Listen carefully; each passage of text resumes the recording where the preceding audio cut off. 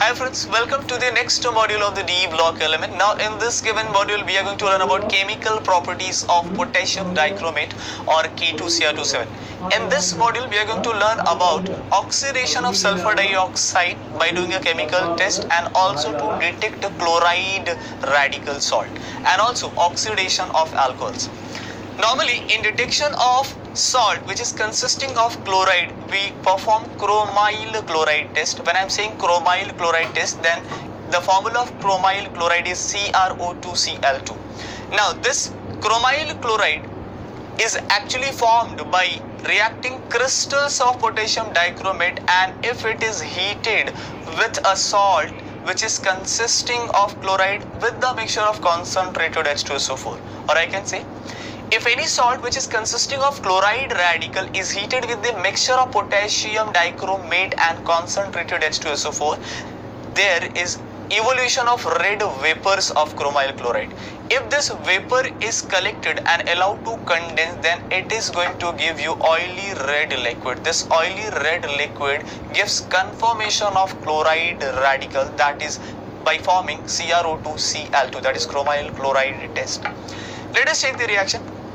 Potassium dichromate, if it is heated with sulfuric acid under concentrated condition with a salt, let's say NaCl, which is consisting of chloride radical, then it forms potassium bisulfate, it forms sodium bisulfate. As I told you, alkali metal generally forms bisulfate, and there is a formation of red color oily liquid, that is chromyl chloride, and the formula of chromyl chloride is CrO2Cl2, and there is a byproduct of water.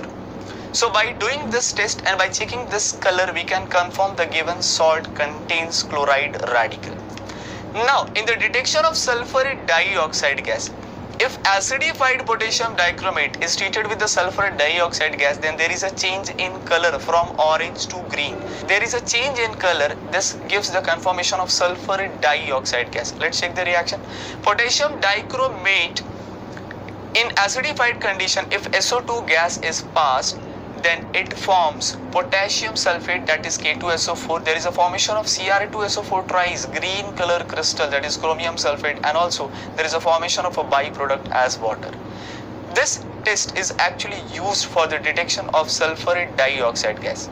Acidified potassium dichromate is also used in case of oxidation of alcohols. As we are knowing that there are three types of alcohol: primary alcohol, secondary alcohol, and tertiary alcohol. So when the potassium dichromate is treated with the primary alcohol, it get oxidized to give aldehyde, and this aldehyde on further oxidation, it is going to produce carboxylic acid, which contains same number of carbon atom as of the parent alcohol.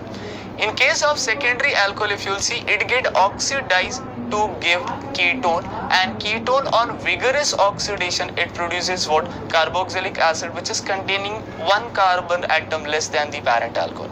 But tertiary alcohol cannot be easily oxidized. So this is how we make the difference between primary, secondary, and tertiary alcohol. If you will check the reaction here, then in oxidation of alcohol, if you will see ethyl alcohol, which is primary alcohol, if it is treated with the mixture of acidified potassium dichromate, which liberates nascent oxygen, then this alcohol gets converted to aldehyde, that is acetaldehyde. This acetaldehyde again on oxidation get converted to carboxylic acid, that is acetic acid. In case of isopropyl alcohol, which is actually secondary alcohol, which on heating with this mixture of acidified potassium dichromate, which gives nascent oxygen, it gets converted to ketone, that is acetone.